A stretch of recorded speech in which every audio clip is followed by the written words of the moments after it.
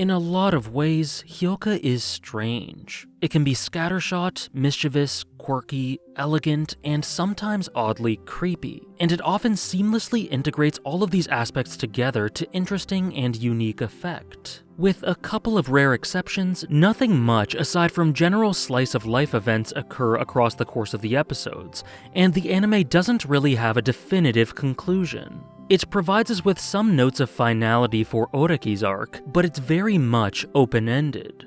Oreki and Satoshi in particular do go through some very substantial growth, and I don't want to underplay how awesome and rewarding it can be to see these arcs slowly come into fruition. But even still, while I love Hyouka's character growth and will discuss it quite a bit here, to me what's more interesting than the growth itself is the approach the story takes with regards to that growth. I've always felt that Hyouka's interesting in that it maintains a distinctly consistent feel of priority throughout. It remains on an even keel of dramatization, on a level such that the more impactful moments on paper feel understated. Not all of the time, but most of the time. And the most mundane stuff may feel like greater weight is being placed on it proportionate to the actual events happening. And I think the reason for that has to do with one of the main messages of the anime. In short, Hyouka is an examination of why the mundane matters. And while I'm definitely not saying that this idea is revolutionary in and of itself, the way that the story executes and approaches this is special.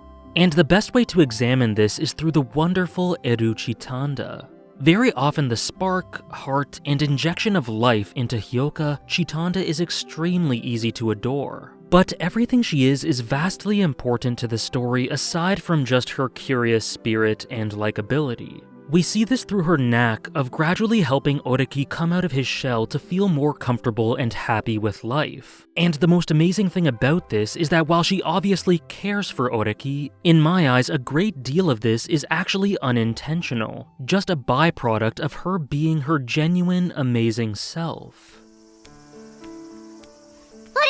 特別ですよ。私にとって。福部さんもまゆかさんも特別です。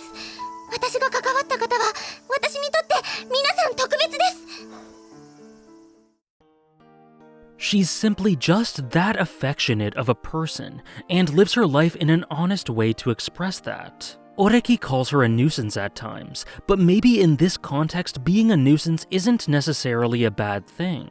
Chitanda's approach is extremely instinctual and stream of consciousness. She feels her way through life and does things for the simple reason that she wants to do them. Chitanda lives fully in the present, in this moment, and in being questioned about the longevity of this sort of attitude, she asserts that because these events matter to her in the moment, she pursues them hoping that they'll continue to matter in the future. If you really think about it, that sort of reasoning does make sense in contrasting the alternative, and it's a beautiful and pretty inspirational foil to the type of timid, cautious, and scared way that lots of people approach their lives. 確かに10年後の私は気にしないのかもしれません。でも今感じた私の気持ち、それが将来どうでもよくなってるかもなんて。今は思いたくないんです。私が生きてるのは今なんです。だからすみません。まだよくわからないんです。いいさ。俺も同じだし。Those who contribute to her joy in that moment are special, and the things that capture her interest are worth being interested in simply because they're interesting. And due to this outlook, Chitanda, along with Satoshi and Mayuka of course, help Oreki to break out and stop viewing life as someone on the outside looking in. And this doesn't mean that he has to completely change his personality or anything, because Oreki definitely doesn't experience as heavy-handed or dramatic a change as that. But it just helps him to engage with life more, to invest more time and energy into things, and gradually part the clouds. Yet, as I said, the character growth itself isn't actually my biggest draw to the series. It's mostly the little moments and situations that compile to contribute to that character growth. And as I alluded to, something I appreciate about Hyouka is that it gives off an air of confidence through how much it allows the characters to seize the moments and engage naturally. It doesn't try to force emotions out of the viewer. It's very organic, with a detailed understanding of these characters and the strengths of the series. It knows what it is, and it just sets those elements off for the anime's run. The character animation and general expressiveness have to be among my favorite in the medium, and in tandem with the lovable and endearing personalities and the fun and cute way that they bounce off each other, along with the expert direction, I could watch these characters just hang out for hundreds of episodes on end. It's very charming and endearing, and it doesn't often coincide with extremely dramatic or emotional territory, but sometimes that's okay, and it can be entrancing to simply watch a bunch of lovable dorks interact, follow their instinct, and try to find a place of happiness for themselves while getting swept up in the intrigue of the moment. The mysteries our crew gets into are generally well constructed and planned out, but all in all, these are days spent questioning what would seem like arbitrary and mundane things. Why a library book is being read in strange schedules, why Chitanda got angry, what the source of a strange shadow at a hot springs inn was. Oreki even describes these days as wasted. But they were never really wasted, were they?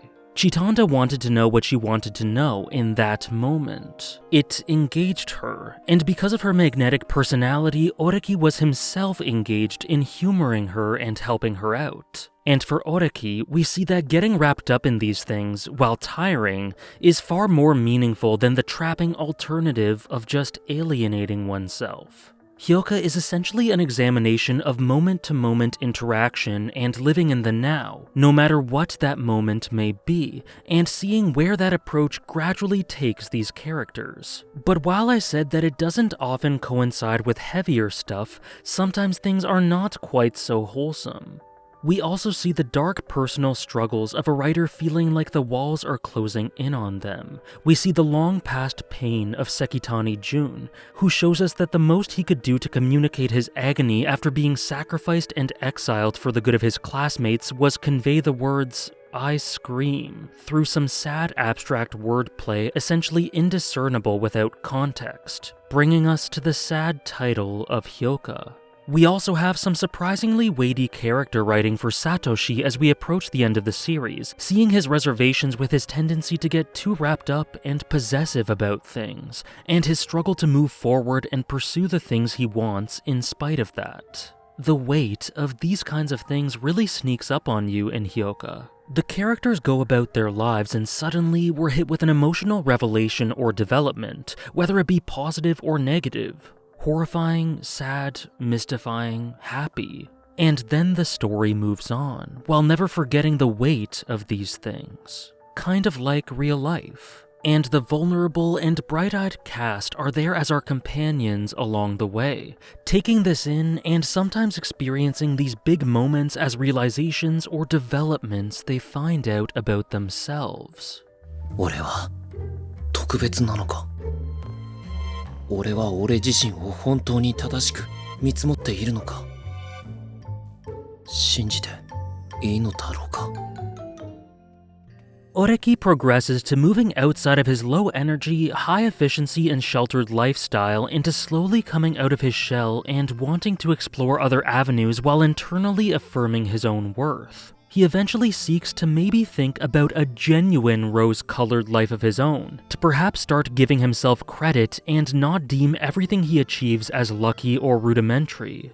It's approached with a characteristically understated touch, but it is beautiful in its own way. Because gaining confidence and realizing these things about yourself, slowly coming into your own, sometimes it isn't this grand, hugely emotional, sweeping moment. Sometimes it's a series of little moments that feel greatly meaningful in and of themselves and are presented as such in the anime that you can slowly but surely take satisfaction in as you begin to realize the type of person you want to be. Taking this into account, it is totally understandable how much emphasis the story puts on making these seemingly minor moments feel unique, and in that way, this is probably one of my favorite manners of execution when it comes to character progression.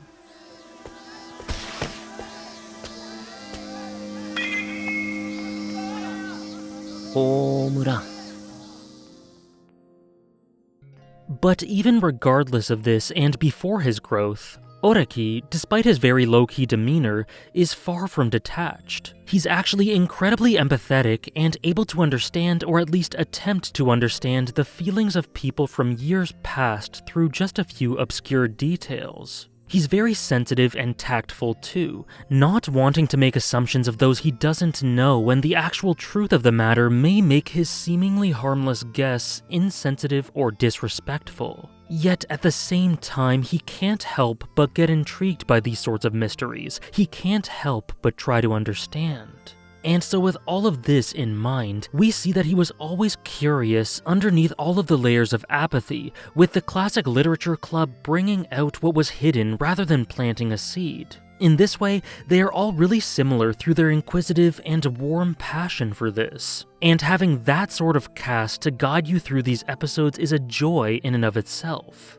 Hyouka is a masterclass at making the mundane magnetic, at portraying the magic of the present, and at integrating all of that with the philosophies and growth of its cast. To me, it is the ultimate slice of life, with Chitanda pulling Oreki from in front and Mayaka and Satoshi pushing him from behind. I'd give so much to be able to see where the lives of these characters go from here in animated form, but even as it is, I find it satisfying knowing that they'll continue to listen to that enthusiastic spirit inside of them and continue following their hearts.